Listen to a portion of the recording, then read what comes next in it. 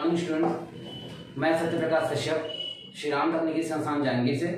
आज मैं आप लोगों को फंडामेंटल ऑफ कंप्यूटर में, ठीक है, कंप्यूटर के शुरुआत से लेकर कंप्यूटर का हिस्ट्री, कंप्यूटर के उपयोग, इनके बारे में बताऊंगा। तो मैं आप लोगों को पहले कुछ पॉइंट्स हैं वो क्लियर करता हूँ कि किन किन पॉइंट्स पर हम लोग डिस्कस करेंगे। इसमें सबसे पहला पॉइंट है परिचय, ठीक है। दूसरा पॉइंट है हमारा कंप्यूटर का क्या तात्पर्य है, और तीसरा पॉइंट है कंप्यूटर की क्षमताएं। चौथा पॉइंट है कंप्यूटर की सीमाएं, और उसके बाद भी कुछ और पॉइंट है जैसे कंप्यूटर के मूलभूत प्रयोग, कंप्यूटर का विकास, कंप्यूटर के प्रकार, कंप्यूटर की पीढ़ियां, ठीक है। इस तरीके से इन सभी टॉपिक्स पे, इस चैप्टर पे हम इन टॉपिक्स को डिस्कस करेंगे वन बाय वन। तो सबसे पहले हम देखते हैं परिचय कंप्यूटर।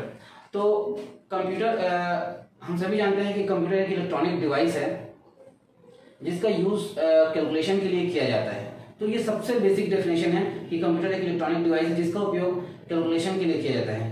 परंतु वर्तमान में अगर हम सिर्फ कहें कि कैलकुलेशन, तो ये बिल्कुल भी गलत होगा कि क्योंकि कंप्यूटर से एक इलेक्ट्रॉनिक डिवाइस है जो सिर्फ कैलकुलेशन नहीं, साथ ही साथ लॉजिकल एक्टिविटीज, ऑटोमेटिक एक्टिविटीज और इन सभी कार्यों में इन्वॉल्व रहता है। तो हम ये कह सकते हैं कि कंप्यूटर को सिर्फ कैलकुलेटर कहना गलत होगा। आज के डेट में सारे कार्यों में इसका यूज हम कर रहे हैं, ठीक है। तो फिर से मैं आप लोग को एक डेफिनेशन बता रहा हूँ, वो ध्यान सुनेगा। कंप्यूटर एक इलेक्ट्रॉनिक डिवाइस है जिसका यूज कैलकुलेशन में, लॉजिकल एक्टिविटीज में, एनालिसिस में और ऑटोमेशन में, इन सभी कार्यों में इसका उपयोग किया जाता है। इन शॉर्ट हम ये कहें कि कंप्यूटर वर्तमान में सभी फील्ड में इसका उपयोग किया जा रहा है। अगला जो हमारा टॉपिक है कंप्यूटर साक्षरता क्यों, ठीक है। तो मैं आप लोगों को बताना चाहूंगा कि वर्तमान में चाहे कोई भी फील्ड हो, अब मैं किसी फील्ड को पर्टिकुलर से डिफाइन नहीं कर सकता, पर आप चाहे मेडिकल फील्ड में जाएं, चाहे एजुकेशन फील्ड में जाएं, चाहे ऑटोमोबाइल में जाएं, चाहे कंस्ट्रक्शन फील्ड में जाएं, चाहे फिर एग्रीकल्चर में जाएं, चाहे फिर मौसम विज्ञान में जाएं, हर फील्ड में कंप्यूटर का रिक्वायरमेंट है, ठीक है। जैसे कि हम छोटा सा उदाहरण देखते हैं, अगर एजुकेशन फील्ड में देखें तो वर्तमान में जो सारे एजुकेशन हैं, ठीक है, एजुकेशन के लिए एनिमेटेड वीडियोस वगैरह, ठीक है, या फिर ऑनलाइन क्लासेस, ठीक है। एग्रीकल्चर फील्ड में मौसम को समझने के लिए, ठीक है, सॉइल के नेचर को समझने के लिए। तीसरा होता है हमारा मेडिकल फील्ड में बहुत सारे मशीनरी जो हैं आजकल डायग्नोस करने के लिए, किसी भी बॉडी में किसी भी प्रॉब्लम को डायग्नोस करने के लिए सबके लिए कंप्यूटर का प्रयोग हो रहा है। तो मतलब अभी मैंने आपको छोटा सा डेफिनेशन दिया है। कंस्ट्रक्शन फील्ड में जो इमेज, मतलब कोई बिल्डिंग तैयार करने से पहले उसका एक संरचना तैयार करने के लिए, ऑटोमोबाइल फील्ड में किसी डिजाइन को क्रिएट करने के लिए, सारे फील्ड में कंप्यूटर का यूज है। तो हम ये कह भी नहीं सकते कि इस फील्ड में कंप्यूटर का रिक्वायरमेंट नहीं है। तो इसीलिए कंप्यूटर का रिक्वायरमेंट मस्ट है। छोटे से दुकान से लेकर बड़े से बड़े कंस्ट्रक्शन तक हर जगह पे कंप्यूटर का रिक्वायरमेंट है। आगे हम देखते हैं कंप्यूटर की क्षमताएं। तो कंप्यूटर अपने आप में बहुत सक्षम है, ठीक है, और वो क्यों सक्षम है उसको हम हर एक पॉइंट को विस्तार से, डिटेल से समझते जाते हैं, तब ये क्लियर हो पाएगा कि कंप्यूटर क्यों आवश्यक है। तो सबसे पहला पॉइंट है कंप्यूटर की गति। तो कंप्यूटर की गति उसको हर दूसरी चीजों से विशेष बनाता है। जैसे कि सबसे पहले हम देखते हैं कंप्यूटर में जैसे ही आपको इनपुट देते हैं और उस इनपुट के बाद उसको जो भी कमांड देते हैं, कमांड देने के बाद इंटर का बटन आप प्रेस करते हैं और पलक झपकते ही आपके पास आंसर आपके पास होता है, ठीक है। अगर आपने जैसे अगर हम सिंपल एक एक्सेल का सीट बनाते हैं, ठीक है, एक्सेल का सीट क्रिएट करते हैं और वहां पर वैल्यू जैसे देते जाते हैं, आंसर के कॉलम में ऑटोमेटिकली आंसर आते जाता है, ठीक है। तो ये जो आंसर आने का जो समय सीमा होता है वो नैनो सेकंड या पिको सेकंड से भी कम का समय होता है, ठीक है। तो इसलिए हम कह सकते हैं कि कंप्यूटर की गति जो है उसको एक नॉर्मल व्यक्ति से अलग बनाता है। दूसरा है ऑटोमेशन, ठीक है। ऑटोमेशन कंप्यूटर का दूसरा सबसे अच्छा गुण है ऑटोमेटिक होना। आप कंप्यूटर को कोई टास्क देते हैं, ठीक है, और आप उसको कहते हैं कि इस टास्क में इतने टाइम के बाद या इस कंडीशन के बाद ये काम होना है। तो अगर हम एक इंसान को ये काम दे दें तो हो सकता है वो अचानक भूल जाए या फिर वो ना करे, परंतु कंप्यूटर के साथ ऐसा नहीं होता। अगर आपने कंप्यूटर को एक प्रोग्राम सेट कर दिया है, ठीक है, और जैसे ही ये कंडीशन पहुंचता है, वो जैसे इस कंडीशन में पहुंचता है ऑटोमेटिकली उस टास्क को करना शुरू कर देता है। जैसे कि अभी हम लोगों ने देखा है बहुत सारी चीजें हैं, चाहे आपका एक जो नया हमने एसी के बारे में सुना हुआ है, ठीक है, टेम्परेचर जैसे बहुत ज्यादा कम होगा वो एसी ऑटोमेटिकली अपने टेम्परेचर को बढ़ा देगा। चाहे फिर वो किसी 4 व्हीलर में हूँ, जैसे हम बैक गियर लगाते हैं ऑटोमेटिकली हमारा जो पीछे का जो सीसीटीवी फुटेज है वो हमको मिलना शुरू हो जाता है।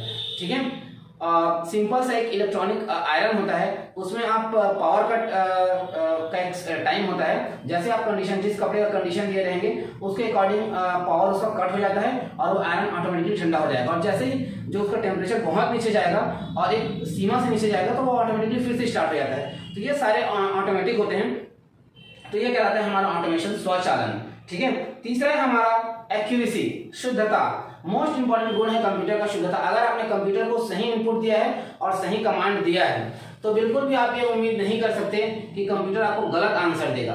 ठीक है, आप आश्वस्त होकर उसके आंसर को उपयोग में ला सकते हैं। ठीक है, आपको जांच करने की भी आवश्यकता नहीं है, परंतु आपको ध्यान रखना होगा कि आपका इनपुट सही हो और आपके द्वारा दिया हुआ कमांड सही हो। आपके इनपुट और कमांड के बेस पर वो एकदम बिल्कुल सही आंसर आपको ला के देगा। इसके बाद है वर्सटैलिटी।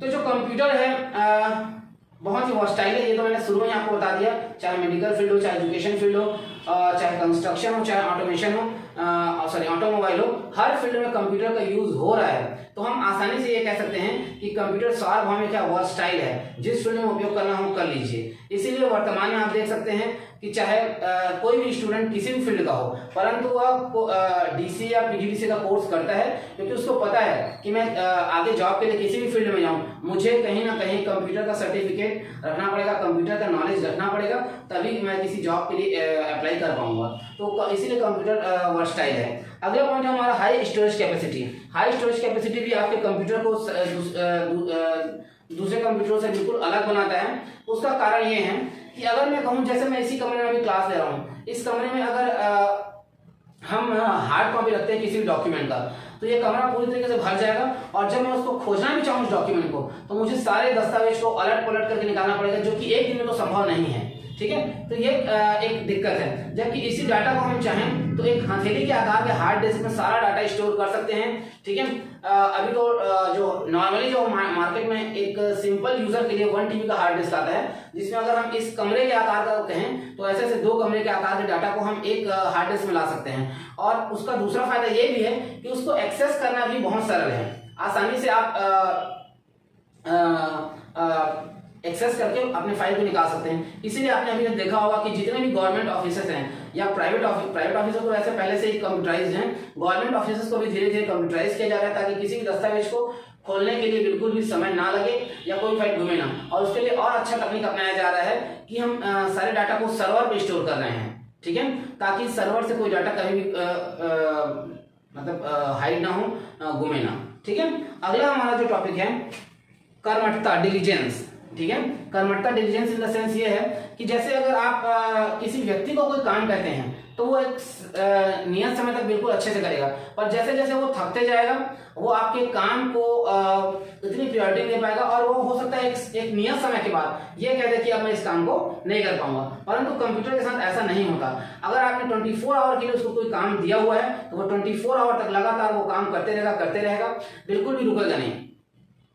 जैसे अगर हमने किसी 10 GB के फाइल को कॉपी करने के लिए दिया है, हो सकता है वो 10 GB कॉपी करने के लिए उसको 10 घंटे का समय लगे, पर 10 घंटे वो बिना रुके उस काम को करेगा। जबकि अगर हम एक आम आदमी को बोले तो वो अगर हम जब तक खड़े तब तक वो बिल्कुल शांत देगा, पर जैसे हम हटते हैं तो वो उस काम को नहीं करेगा। ठीक है, वो थोड़ा सा आराम खोजेगा या कुछ और। तो यही होता है कंप्यूटर का गुण, कर्मठता, डिलीजेंस। ठीक है, अगला जो हमारा पॉइंट है रिलायबिलिटी। तो कंप्यूटर एक इंसान से अगर हम कोई काम लेते हैं तो हमारे मन में संशय रहता है कि ये कहीं हमको धोखा ना दे दे या हमारे काम को करने से मना ना कर दे। पर कंप्यूटर का ये सबसे अच्छा गुण है, कंप्यूटर के अंदर कोई इमोशंस नहीं होता तो वो आपको धोखा क्यों देगा। ठीक है, बिल्कुल आप जैसा कमांड देंगे उसके अकॉर्डिंग आपके काम को वो करके आपको देगा। अगला है हमारा कंप्यूटर में कुछ सीमाएं भी हैं। सीमाओं का मतलब ये होता है कि कंप्यूटर में कुछ कमियां हैं जिसके कारण कंप्यूटर कभी कभी नुकसान कभी कंप्यूटर से हमको नुकसान भी होता है।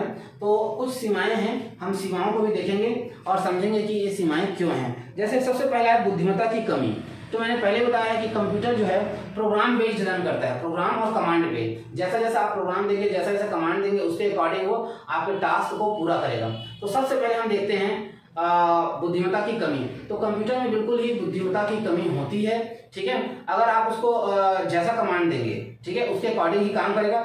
हो सकता है वो कमांड अच्छा भी हो सकता है वो कमांड गलत हो, पर कंप्यूटर को इस बात से कोई लेना देना नहीं होता है कि वो कमांड अच्छा है या बुरा है, ठीक है।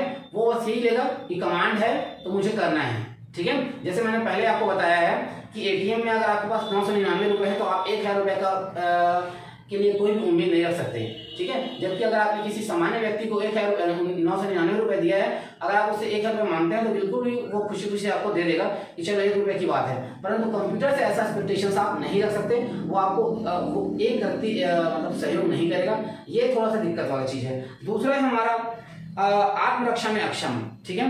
कंप्यूटर को फिजिकली अगर कोई डैमेज करे तो कंप्यूटर किसी प्रकार से अपने आप को प्रोटेक्ट नहीं करता। आप उसको हथौड़े से पीटिए, किसी से पीटिए, वो डैमेज हो जाएगा पर आपको रिप्लाई नहीं करेगा कि मुझे क्यों डैमेज किया जा रहा है। दूसरा ही ऐसे ही कंप्यूटर में अगर आप कोई वायरस से भरा हुआ पेन ड्राइव नेटवर्किंग के थ्रू या फिर पेन ड्राइव से या फिर सीडी से कैसे भी करके अगर आप कंप्यूटर के अंदर डाल देते हैं, और अगर आपके कंप्यूटर में एंटीवायरस नहीं है तो बिल्कुल वो वायरस भी आपके कंप्यूटर को पूरी तरीके से डैमेज करेगा और कंप्यूटर पलट के रिप्लाई नहीं करेगा कि मुझे क्यों डैमेज किया जा रहा है, ठीक है। ये हमारा कंप्यूटर का बेसिक फायदे और नुकसान, ठीक है।